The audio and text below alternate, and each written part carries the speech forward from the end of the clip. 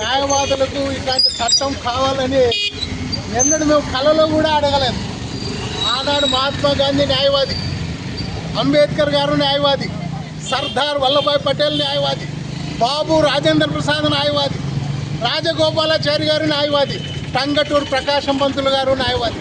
ఆనాడు ఎన్నడూ మాకు ఆ చట్టం కావాలా, మాకు రక్షణ కావాలని స్వాతంత్ర ఉద్యమంలో ఇవన్నీ ప్రాధేయపడలేదు. బ్రిటిష్ స్వతంత్రంగా న్యాయవాది బాధ్యతగా లక్షల రూపాయలు ఫీజులు వస్తున్నా తెగించి యుద్ధంలో, స్వాతంత్ర యుద్ధంలో పోరాటం చేశారు.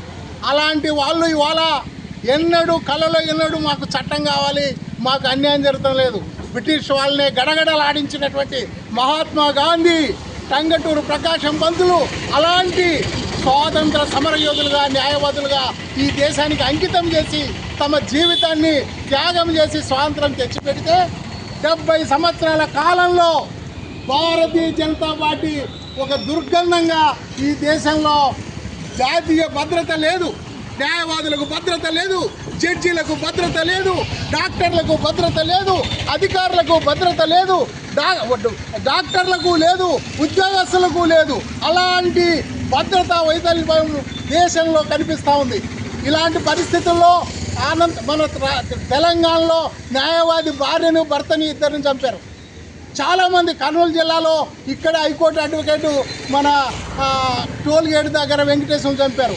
ఇవాళ చెప్తా ఉన్నాం, న్యాయవాదులు బాధ్యతగా మా వృత్తి కోసం మేము మీ పక్కనే ఉంటాం, ఎవరు వస్తే వాళ్ళ పక్కనే ఉంటాం. మాకు న్యాయపరాలు ఏమీ లేవు. మేము తీసుకున్న కేసు న్యాయంగా ఉంటే జడ్జి గారు న్యాయం చేయమని కోరుతాం, అన్యాయంగా ఉంటే మీరు ఏం చేయమని కోరుతామంటాం.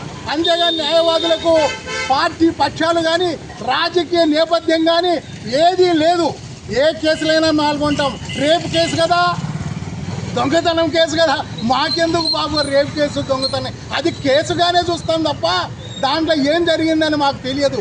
ఆ విధంగా న్యాయవాదులు పాల్గొంటుంటే సరిపోక అధికార పార్టీకి ప్రభుత్వం వైఫల్యం చెంది మా మీద దాడులు చేసి ప్రాణాలు తీస్తున్నారు. ఈ సందర్భంలో తెలంగాణలో న్యాయవాదుల చట్టం వచ్చింది, రేవంత్ రెడ్డి గారు తెచ్చారు, జార్ఖండ్లో తెచ్చారు, మన అక్కడ రాజస్థాన్లో తెచ్చారు. 3 రాష్ట్రాల్లో ఇవాళ న్యాయవాదుల రక్షణ చట్టం వచ్చింది. ఇవాళ తెలంగాణలో వచ్చిందిలాగా ఇలా ఆంధ్రప్రదేశ్లో నిన్ననో మొన్ననో నారా లోకేష్ గారు మీద చర్చిస్తున్నాం. న్యాయశాఖ మంత్రి ఫరూక్ గారితో మాట్లాడుతున్నాను చట్టం గురించి అన్నారు. అది ఎంతసేపు పడుతుందండి? డ్రాఫ్ట్ బిల్ ఆల్రెడీగా మేము ఇచ్చాం. 10 నిమిషాల్లో మీరు ఆర్డినెన్స్ ఇవ్వండి, అసెంబ్లీలో దాన్ని ప్రవేశపెడతాం. ముందు ఆర్డినెన్స్ ద్వారా చట్టాన్ని తీసుకురమ్మని ఇవాళ న్యాయశాఖ మంత్రికి, లోకేష్ గారికి, ఇవాళ చంద్రబాబు నాయుడు గారికి బనగానపల్లి రాబోతున్నారు, ఆయన గారికి కూడా విన్నవిస్తాం. తక్షణం ఈ రాష్ట్రంలో న్యాయవాదుల ప్రత్యేక చట్టం తేవాలి.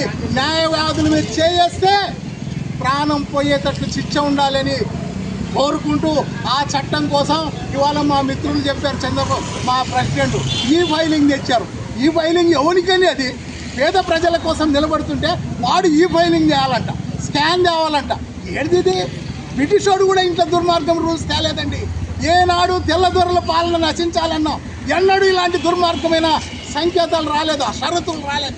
తక్షణమే న్యాయవాదిగా కానీ, ఏ ఉద్యోగికి అన్యాయమైనా కానీ, ఏ వ్యక్తికైనా కానీ బేషరతుగా వితౌట్ స్టాంప్ కోర్టులో ఫైల్ చేసే బెయిల్ పిటిషన్ పెట్టినప్పుడు దానిలో ఈ ఫైలింగ్ ఎవరు చెప్పారండి?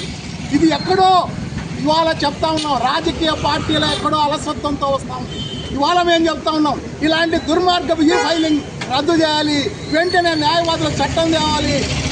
జూనియర్లకు 5,000 కాదు 10,000 ఇస్తా అన్నారు చంద్రబాబు నాయుడు. తక్షణం ఆ స్టైఫండ్ కావాలి. న్యాయవాదుల వెల్ఫేర్ ఫండ్ మ్యాచింగ్ గ్రాంట్ కోట్లు రావాలి, 70 కోట్లు రావాలి. ఆ కోట్లు అన్నీ రావాల్సిందిగా కోరుతూ ఇవాళ న్యాయవాదుల చట్టం లేకపోతే న్యాయవాదులకు రక్షణ లేదని తెలియజేస్తూ తక్షణం ఆ చట్టం తేవాలని కోరుకుంటూ నాకు ఈ అవకాశం ఇచ్చిన ఐఏఎల్ రవికాంత్ ప్రసాద్ గారికి మరొకసారి తెలుసు. నా పేరు కే ఓంకార్, కర్నూలు బార్ అసోసియేషన్ మాజీ అధ్యక్షులు. జై హింద్.